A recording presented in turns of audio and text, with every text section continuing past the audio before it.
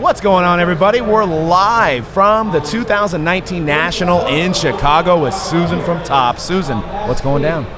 You were like the first person here at the show to call me Susan. Really? Yeah. Okay. So go Suze? Suze. Okay. Suze I wasn't sure who was on the show. I was confused for a second. Oh, where's Susan? It was like a Wade Jones moment from the Dwayne Wade thing. But yeah, we're excited to have you on, and we'll start off talking about Topps' plans at the show. You guys are doing the Bowman Pack again, and let everybody know out there that's on the fringe of coming down to the show what they can expect from Topps at the National. So Topps is like our booth. First of all, when you have tired feet, Topps is the booth you want to go to, because our carpeting it's like plush nice. carpeting. It's like literally going from like walking on concrete all day to like walking on clouds. Wow, nice. So for a little rest, you're going to want to come by the Topps booth. But for some Pack Wars, come by for Pack Wars. We have the Wrapper Redemption, which includes exclusive Bowman refractors that you can't get anywhere else. Nice. Come by for that. Nice. We have signings with Graham Elliott, the chef, who was in Allen and Ginter. We have signings with Hunter Green, the Reds prospect. And we also have a signing with an artist, his name is Greg. I always say his last name wrong, but it's Greg. He draws the portraits for the 150 years of baseball sets that we do on Topps.com. Nice. And we have a Jackie Robinson card that he had done available for sale, and he will be here signing fine art prints of those as well. Nice. So you're talking about is anybody taking a nap on the carpet? Is it that comfortable? You know what? In years past, we have had people who are like literally like laid across the carpet. We're like, hey, can you at least go to the side? Yeah, right in the middle. People are trying to step over you, might knock down the booth, but We also have our Gary V set that we did a collaboration with Gary V, and he picked all the cards that went in the set, like the subsets, the players, the designs, and those are for sale at our booth too for $20. Awesome. Have you got a chance to sit down with Gary V yet? I saw him yesterday. He was wheeling and dealing, very busy. Does that guy drink a lot of coffee, or is that just natural? I have no idea. I mean, I don't even, listening to him, I don't even need coffee. I'm like, I'm energetic. I'm ready to go. I'm ready to go work out, run around or something, I'm ready to go. He's definitely a motivational type of guy.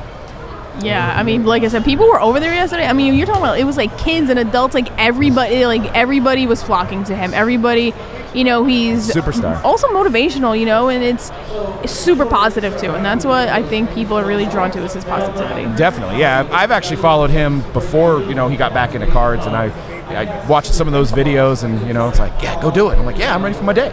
Gary V's got me ready for my day. So he started with wine, right? Yeah. He did like wine.com, I think, or something like that. So very cool. And now is Graham Elliott, is he going to be cooking out there at Topps' booth, or? It might be against our regulations here in this building, but I decided I'm going to try to get some recipes from him.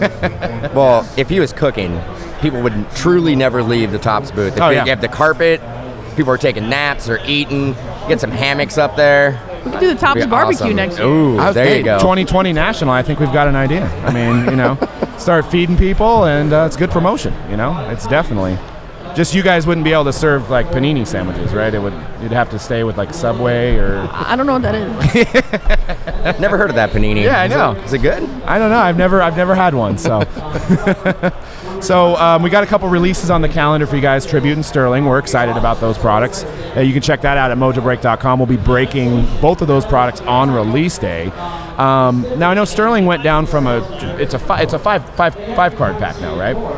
From a 18 card. Sorry, putting you on the spot. I know you told me, but I'm sure. I'm such a Sterling fanboy nerd that I couldn't let it spew out of my mouth right now, because that's what got me back in the hobby was Sterling. So Dan's a big fan of Sterling as well. Doug, you like Sterling? No, not at all. Why don't you talk about it? Yeah, I'm going to talk about your love. I think I'm going to get a tattoo of Sterling on me somewhere, because I love it so much. But I had the 2009 Trout Sterling, and it's the one. Oh, I have that too. The one that got away. I sold it for $25 when I packed. Maybe I bought it from you. I bought it for $25. Did you?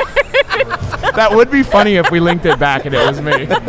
Because I grew up in New York, but I lived in South Jersey for 8 years as a newspaper reporter, and Mike Trout was in high school at the time, so I'm covering his basketball game, silly things, and you didn't know this kid was going to blow up and be Mike Trout. And when he got drafted in 2009 when he had cards, I'm like, you know what? I covered this kid in high school, but man, I can't believe I'm spending $25 on this autograph card. But I bought it anyway, and I was like, it's fine. I'll just buy it. 25 seems a lot to me. Right. But I was like, but I'll for buy this it. kid, yeah. Wow. So maybe it was you. Yeah. Was it on? Did you sell it on eBay? I did. Oh my gosh! I think bought it your was. card. You probably did. I wonder if we can find that somehow. I still have it. That's awesome. I bought a mini box from eBay, for $50, and get 3 autos. And I got the Trout, and the guy at the shop at the time was like, "Yeah, I think he's pretty good." And I put it on eBay. Didn't expect much, and I'm like, "Well, I was like, wow, $25 is a lot." No, I remember because we were roommates at that time, and you came home and you're like, "Man, I bought a $50 box, and I sold 1 card for $25. I have 2 more autos." And basically only cost me $25. Right? Yeah. You're like I came up. I don't even want to know how much it's worth. Now I never forget that. No. I always bring it up. I'm all, man, I think that card's like $2,000, Yeah. $3,000, $4,000. Who knows? I'll never forget either. I still have it. I'm gonna go back into my eBay history and see if I could see the transactions and see if it was you. That would be funny. I want to try to look too, but I think it was 2011? No, it was probably 2009, 2010. Yeah, that's crazy. So let's switch gears and talk about Stadium Club, which is one of our favorite products to break. I know you had some photos of some of your favorite designs. What's your favorite card from 2019 Stadium Club? So I'm trying to think. I love Stadium Club as well. So I'm trying to think of all the cards from that year. I love the Ozzie Smith backflip in front of the Hall of Fame. Yeah. That's really cool. I always love the images of the legendary players. Those are always really cool because it's lots of times in a Stadium Club you see images that you don't normally get to see of these guys.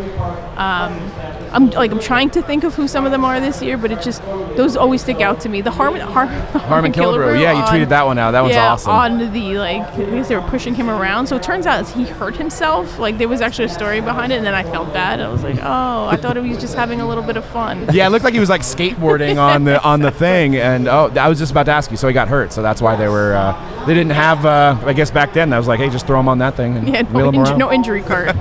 So how do you guys decide the photography for that? Because it's definitely a unique set. Is it a longer process to pick out the best photos for that set? So our sports editors are the people who pick out the images that go on the cards. I had that job. That was actually my original job when I worked at Topps before what I'm doing now. And what you do is essentially we use Getty images, and you go through Getty images for different products, and you're like, okay, I'm gonna use this image, that image, and as you're going through the images for all the different cards, there are images that always pop out to you. I can't use this on, let's say, Heritage, right. but it would be a cool picture for Stadium Club. I'm gonna save this one for later. Right. And as you kind of do that, you'll see them, but you know it's a good one for Stadium Club, so you kind of put it to the side and come back to it later when you have to finish pulling the images for Stadium Club. So I wouldn't say necessarily takes longer, but there's definitely a different thought process that goes into it, because you don't want just a traditional throwing or batting or something. You want something that really catches your eye. Now, is there a pool of photos, kind of like a Getty Images type of thing that you guys have to kind of pick from kind of at the beginning? Yeah, I mean, we have a contract with Getty, so they have to be with Getty Images. Yeah. But they supply so many photos, especially of current players. You kind of never run out if you're looking for new photos. Nice. Yeah, that's an interesting game because they probably take 5,000, 10,000 photos a game, and then they may not even get one picked, right? So the photographers themselves. So yeah. Then they're like, wow, I got my photos on a card, so that's where I got a pretty cool. Yeah, we see that sometimes on social. Guys will be like, oh my gosh, I can't believe my picture's on this card, and then they buy 50 copies because how could you not if your picture's on a card? Now, you said in a tweet earlier that you can't wait for the clown horns at the National. Yeah. Was that directed at Alan Nars? Yes, because come on, everything is wonderful with the horn. It's winner, Hong Kong. It is that. Yeah, it's definitely a unique sound. Alan apologized to me I was like, you don't need to apologize. He had on the stage for the you guys' industry conference. And he's like, yeah, I'm the guy. You probably know me. I'm the loud guy at the National. And I'm like, hey, it doesn't bother me. He's like, yeah, people always tell me that I'm just way too loud. And I'm all, well, it's natural though. You're naturally excited, and that's how you do it. He's not loud enough. Yeah. I love the enthusiasm. Yeah, it's definitely real. It's he goes out there and he gets it going. So he's been doing Pack Wars for you guys, right? Oh yeah, it's so cool. For people who haven't seen it, you've heard it, you've seen it. But if you haven't, like, I always tell everybody who comes by the booth, like, come by. It's an experience. You'll not forget this. It's an experience you'll not forget.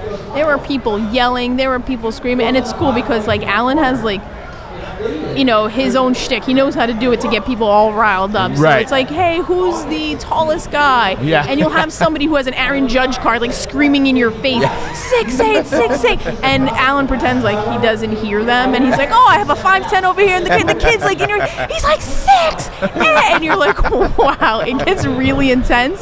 But I love it. I think it's amazing. And so, you know, we ran Pack Wars back in the day, but we had somebody running them for us. Is that like just the highest numbered card wins from the checklist? Is that how it breaks down? Yeah, usually what he does is he pick different stats. So it could be like highest checklist card, like tallest person, heaviest person, like lightest person. That's cool. Best overall batting average. So you just kind of pick use different stats to pick on it, just so everybody sort of has a chance, because we do get everybody gets a free pack. So you get like these sample packs that we have, and then you rip them open and like you get like 4 cards inside. So you look within your 4 cards of the stat that Alan's calling out at the time. Nice. So, and you just had your 5-year anniversary for Topps, right? So it's been 5 years.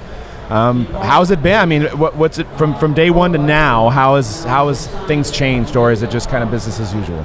Well, day one, I was, like I said, my first job there was as sports editor, so I was, picking the images, doing all that stuff, and now I work on the marketing team, and so, like, my job overall has changed from. What's cool is that I have probably more influence or feedback on products, on like overall products now than I did before, which is a lot of fun because I feel like I come into it with an eye of a collector. Right. And I'm able to say, like, collectors would love this. This would be something really cool collectors would really enjoy. And sometimes they're able to implement the stuff, and sometimes they're not. It's just natural. And it's really exciting that, as somebody who's been a long-time collector, that I can actually have influence on a product.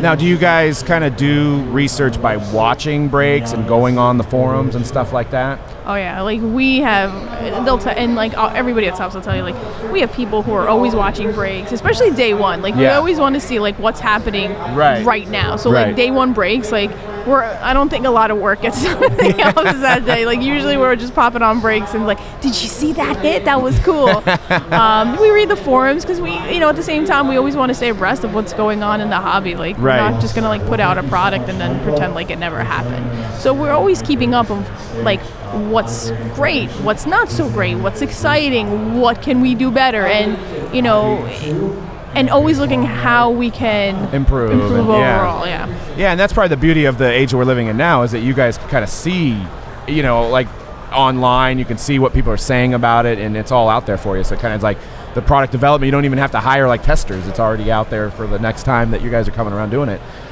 Is there like a certain point where you guys are deciding for the following year, like, hey, are we going to introduce a new product? Are we going to cut a product? Is there like a certain time of year that happens? Yeah, I mean, it's generally like, I'd say like anywhere between like 10 months to like 10 to 12 months out from the following year. So, we've already looked at 2020 Series 1 baseball. Like, we're already working on that. Yeah. We've looked at Heritage or like something like, stuff that's going to be coming out within the next 10 months.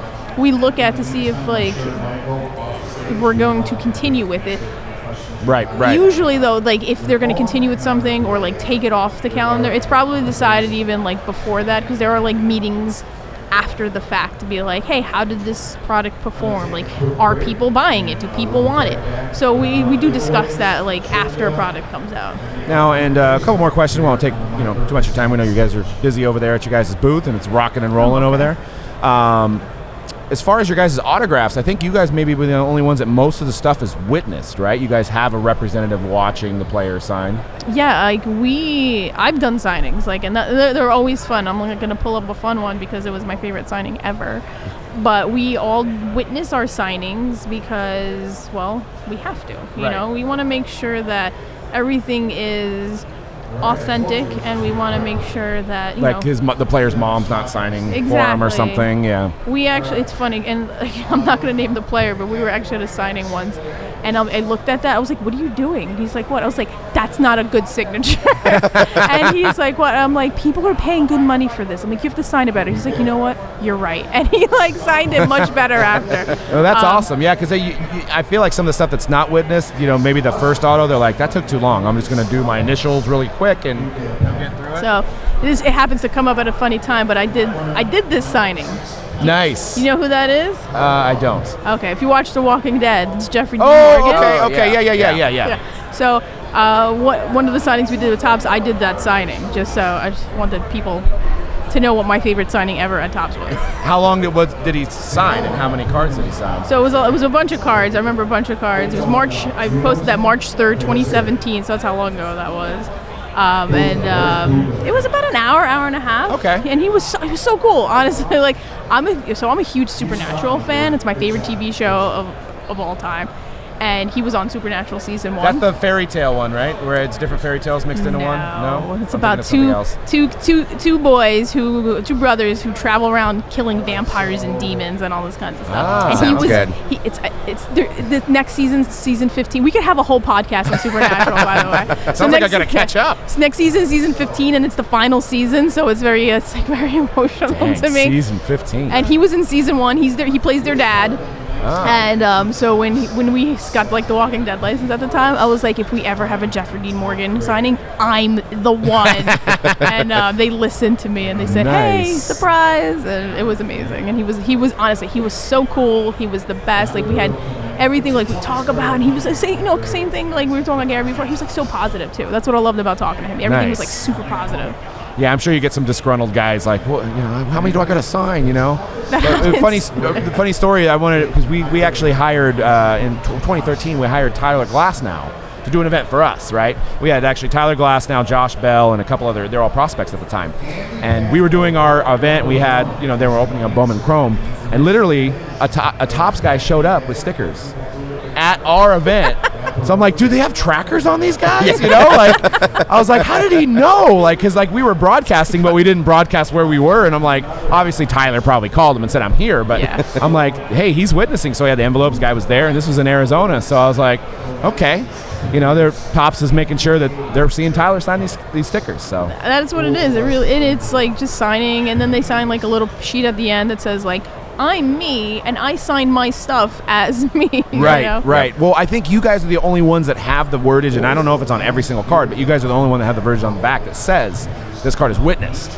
So I know other companies say authentic. They have it guaranteed by that company, but doesn't say anything about being witnessed. Topps, I think, is the only one who has it. Right. So that's a good thing. If you guys are out there and you're new to collecting, that you know that Topps is witnessing everything. And I'm not saying the other companies aren't, but the verbiage there, and we've seen it firsthand that stuff is that stuff's witnessed. Well, so we take pride in that, like me being trustworthy. Like we want to make sure, because I remember too, we were at Star Wars Celebration, and somebody came by our booth, not realizing like it was Topps, and because like we had all these autographs, and he's like, "How do I know these are real?" And I started explaining him our authentication process that we have for Star Wars Authentics, where the guy, like there's people who come and they witness this and they're stickering all this stuff. And as I started explaining, he suddenly looked up and he saw Topps on the thing. He goes, "Oh, you're Topps. Of course they're real." And then he was like, that was it. That's all he needed to hear. And I was like, okay, sorry, I could have just led with that. A nice segue there to the Star Wars. I wanted you to talk about the website and the podcast you do for Dork Side of the Force. Dork Side of the Force. Nice. How'd that come to be, and when did it start? So it started probably a little over a year ago. Okay. I was the editor for this. I started as the editor for the site. I love Star Wars, and I'm a writer by sort of nature, I guess. Mm-hmm. My job before working at Topps, I was a reporter. So I worked at the Press of Atlantic City in South Jersey, and then I worked at Beckett as their basketball, football, and hockey editor, and then started working at Topps. But I've always been a writer, and so this gave me an outlet to do writing and also about something I love. And then the opportunity, they were like, "Hey, we're looking for people to do podcasts," and I'm like, "I can do a podcast, right?" Yeah. I'm like, sure. Clearly not as good as the hype. I doubt it. This is lowbrow. So Well, my like right now my equipment is like my internal mic in my laptop and Skype. So this is way better than my kitchen. So. Well, Dan used to work in a music store, or else I'd be doing the same thing. I wouldn't know how to hook up mics or do any of this stuff. So I got one job. Yeah, I got one job. And you do a great job. Oh, thank you. So that's awesome. So how do you even find time to manage all of that? I don't. Yeah? There's days I go to sleep. I'm like, I could have done 8 other things today, but it's Tops comes first as far as like work goes, and then it's either like sometimes I'm writing on the train or after my son goes to sleep at night. But when I come home, my family's number one at home, and that's what I focus on at that time. Now, I saw that your mom didn't throw out your cards. She's the best, right? Right? And my mom did, so if you're watching, Mom, like, what the heck? But when did you start card collecting? So my brother and my cousins would collect cards, and I'd always, like, want to, like, also collect cards. But they're like, you're a girl. And I'm like, oh, okay. What? But no, they were good. I'm actually, like, the biggest sports fan in my family, so they're cool with that. But they were like, these are my cards. You can't have my cards. I'm like, okay. So I would collect cards. Like, my mom would send me, this is like, back in the day where everything was safe, right? My parents would send me to like the corner store to go buy milk or whatever, and I would take the change and use the change to buy packs of cards, and that's how I would get my trading cards. And then it was until I was like 16, 17, and I got my first part-time job. And so instead of being responsible and saving my money, I was writing checks out like every single day to people on eBay to buy my Derek Jeter cards. And I'm like, all right, to this guy, to the gosh, you remember that, like having to write out checks all the time? Yep. So I'm like sending out checks to people buying Derek Jeter cards on eBay.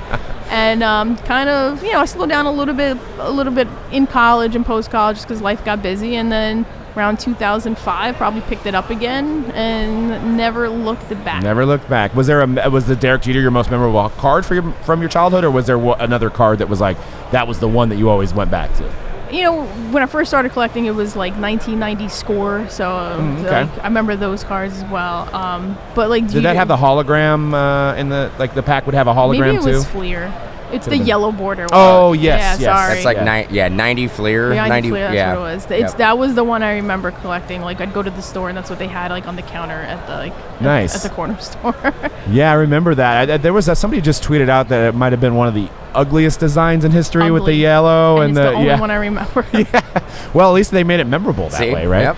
So, exactly. I know for me it was 91 Stadium Club, and me and my dad built like the whole set. Cool. So with Frank Thomas, and they had the classic Nolan Ryan with the. Was that the one where he was in the suit? Yes, with the pitching with the suit. So that was awesome. So, well, that's pretty much it for the Mojo sessions today with Suze from Tops. We appreciate you stopping by, and this is my first time I've been on a Mojo podcast. Definitely, I think. Well, you were on when we did Sports Card Live back in the day. Where was the call-in show? I remember that, yeah. Yeah, and it was mostly Ryan at the time that was interviewing you. I think we were just sitting there listening, but we were there. So didn't find your voice yet? What's that? You didn't find your voice yet? No, I was too nervous, and I just let Ryan go. So, but yeah, we appreciate you stopping by and check out Tops' booth, everything they're going on, get the pack wars, get the special packs, and check out their upcoming releases. They got Tribute coming out, which is 6 hits. We're going to have that on our site, mojobreak.com, and Bowman Sterling I'm excited for. That's coming out in a few weeks as well. So, are you excited for Bowman Sterling? Are you sure? I haven't said it enough. You're excited? I haven't said it enough. No, you haven't. I need to get Alan here with the horn to show how excited I am for Sterling. So I'm gonna come over here and just start. yeah, Sterling. Create a little chance. So. Awesome. Well, we thank you for stopping by. We appreciate it, and thank you. We'll have to have you on again. So it's awesome. Awesome. I'll watch the Star Wars movies, and I'll be able to have a better conversation. So I actually feel bad. I've only seen one Star Wars in my life. I've seen Which one? Return of the Jedi. That's a good one. That's the only one I've ever seen. That's a good one. I need to. Although, you've missed a whole lot of story. Yeah. I've only watched the first 3 originals, so at least I have it up on you. So. Yeah, I mean, I need to catch up on Harry Potter as well. I think I've seen 3 of those. I've seen 0. So. I quit after a while on those. I read all the books, but it was after the 3rd movie, I was like, I can't anymore. Yeah. I feel like I'm missing a lot of just culture. Without knowing everything about Star Wars. There's a lot of references, Star Wars references, and I'm like, I have no idea what you're talking about. Right. Yeah, I have a 2 and a 4-year-old, so I'm proficient in Toy Story 4, Moana, all the Disney movies. I'm locked in. I could probably have a Disney movie podcast. That's how many times I've seen it. My little one watches Coco every day. Yeah, 2 o'clock. Every day. I could have a Disney Junior podcast. Yeah. Let's talk about I know. Paw Patrol. Yep, and what's the one with the baby, the tots? Yeah. Yesterday, like I called my husband and have the kid, my son on the phone. Yeah. He's singing if you're here tomorrow, you can wear it. Singing. He's like, he's singing tots. Yep. My 2 daughters both are like loving it and singing it. Put it on. And then she sees all the episodes already, and she's like, I want a new one. And I'm like, there's not a new one yet. It just came out last month. You gotta wait. And then she's hooked on YouTube. I can't even imagine, because we had like 14 channels growing up, and she's like mad about the ads. She's like, make it go faster. And I'm like, we had like VHSs, like we had to go out and like move the antenna around. Right, You're so lucky. Yeah, UHF, VHF. It was lucky to come in, I mean, sound like our parents now, I know, I totally am. Get off my lawn, right? Type thing. You guys don't know how lucky you have it, So, but awesome. We'll wrap this up, and thanks for stopping by again. Good times. Thank you.